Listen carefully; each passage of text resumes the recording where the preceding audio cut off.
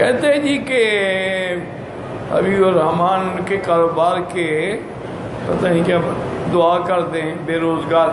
بھئی بے روزگار ہو تو اللہ نے وعدہ کیا ہوا ہے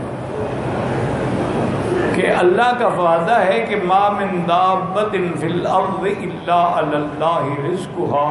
زمین پہ کوئی بھی چلنے والی جاندار چیز کے رزق کا ذمہ دار اللہ ہے. آپ اتنا مہربانی کریں کہ من یتق اللہ یجعل لہ مخرجا. جو اللہ سے ڈر کے گناہ چھوڑ دے اللہ راستے بناتے ہیں. وَيَرْزُقْهُ مِنْ حَيْثُ لَا يَحْتَسِبُ. اس کو رزق وہاں سے دیتی ہے جہاں سے اس کا گمان ہی نہیں ہوتا.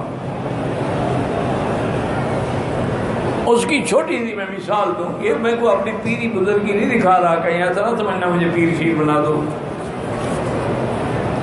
یہ کل کی بات ہے کہ میں گاڑی میں حرم آ رہا تھا تو میرے ساتھی نے کہا کہ حضرت وہ ہمارے علاقے سے آیا ہے, باٹا بھی کہتے ہیں اس کو, سہانجنا بھی کہتے ہیں, تو وہ رات آپ کے لیے پکائیں.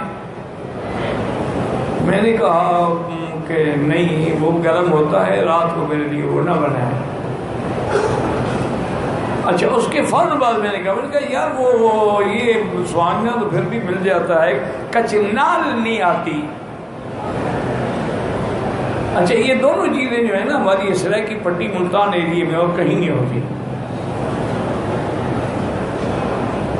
تو اس نے کہا کہ جی انشاءاللہ ابھی دیکھتے ہیں کوئی بندے ملتان سے آنے والے ہیں تو ان کے دل میں لگائیں گے کہ وہ آپ کے لیے کچنال لے آئیں. میں کہا ٹھیک. آج عصر کی نماز پڑھ کے میں بیٹھا تو میرے پرانا دوست ہے کہ ساتھ وہ آیا اور شاطر پکڑ میں کہ یہ کیا کہتے جی کچنال لایا ہوں آپ کے لیے.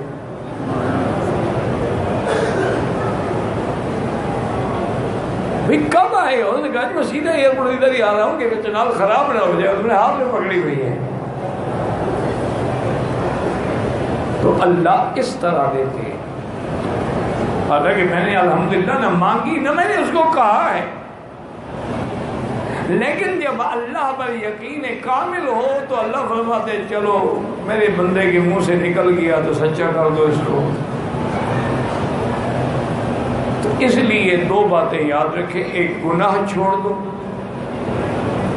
جب تک گناہوں میں رہو گے کبھی نہ اطمینان قلب ہوگا نہ رزق حلال ہوگا.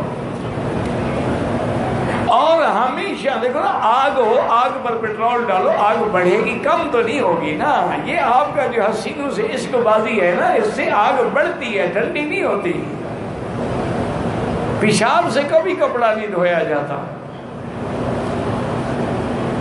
آپ توبہ کریں, گناہ چھوڑ دیں اور استغفر اللہ الذی لا الہ الا هو الحی القیوم واتوب الیہ. یہ 2000 دفعہ روزانہ پڑھیں. ہر نماز کے بعد 2 تسبیح پڑھ لیں. مشکل کیا ہے؟ انشاءاللہ آپ دیکھیں کہ آپ حیران ہو جائیں گے کہ رزق کہاں سے آئے. اسی طرح ایک صحابی فرماتے ہیں کہ میں بڑا ہی اداس تھا, غمگین تھا, پریشان بیٹھا تھا کہ حضور پاک تشریف لائے. فرمایا کیا بات ہے, کیوں غمگین؟ انہوں نے کہا حضور ایک تو قرضہ بہت ہو گیا ہے اور وسائل رزق بھی نہیں رہے ہیں کہ میں کما کے قرض ادا کروں. آپ نے فرمایا اللہ کے بندے یہ کیا مشکل ہے, میں تمہیں ایک دعا بتلاتا ہوں پر اس کو یاد کر لو.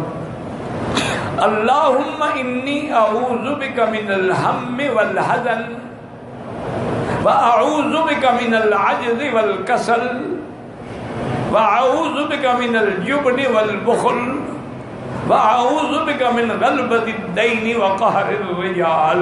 اور میں 3 دفعہ صبح 3 دفعہ شام کو پڑھ لیا کرو. صحابی کہتے ہیں میں چند دن پڑھا تو سارے ہم غم قرضے سب کچھ ختم, اتنی دولت آنے لگی میں حیران ہو گیا. صرف یہ دعا 3 دفعہ صبح 3 دفعہ شام. مشکل کیا ہے؟ ایک اور صحابی نے شکایت کی تو انہوں نے کہا حضور میرا کاروبار تباہ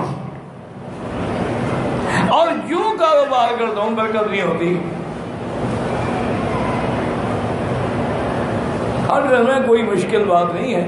جب بھی تم دکان کھولو، دکان میں جاؤ یا گھر میں جاؤ یا کمرہ، گھر کے کمرے کو کھولو تو بسم اللہ والصلاۃ والسلام علی رسول اللہ صلی اللہ علیہ وسلم اور قل هو اللہ احد یہ سورت ایک دفعہ پڑھ لیا کرو. اب کیا مشکل ہے جی؟ آپ نے دکان تو کھولنا ہے، گھر جاؤ گے کمرہ بھی تو آخر کھولو گے، بیڈ روم کھولو گے، ڈرائنگ روم کھولو گے، کہیں بیٹھو گے، ایک دفعہ سورت اخلاص پڑھنے کی کیا مشکل ہے؟ اور صلاۃ والسلام تو حضور پہ ہر مسلمان قلب دروشی پڑھتا ہے. اس نے کہا جی اللہ نے میرے رزق میں ایسے برکتیں ڈالی کہ میں مٹی کو ہاتھ لگاتا تھا اور سونا بن جاتا. بھائی رزق تو مل سکتا ہے لیکن تم نہ لینا چاہو تو تمہاری مرضی. تم کہتے ہو کہ میں عقل سے کماؤں، انما اوتیتہ علی علم عندی، تو قارون نے کہا تھا نتیجہ کیا نکلا؟ فخسفنا بہ وبدارہ الارض.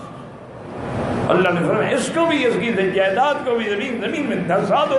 حضرت نے فرمایا یتجلجل بہا الی یوم القیامہ، ایسے دھنسا جائے گا قیامت تک زمین. وہ کہتا تھا میرے پاس علم ہے، میں نے ایسے دولت کمائی، خدا نے مجھے تھوڑی دی. جیسے آج کل لوگ کہتے ہیں یار تم غریب ہو، تم جانتے کیوں نہیں، ہم پہ ٹرک ہی نہیں آتے کمانے کے.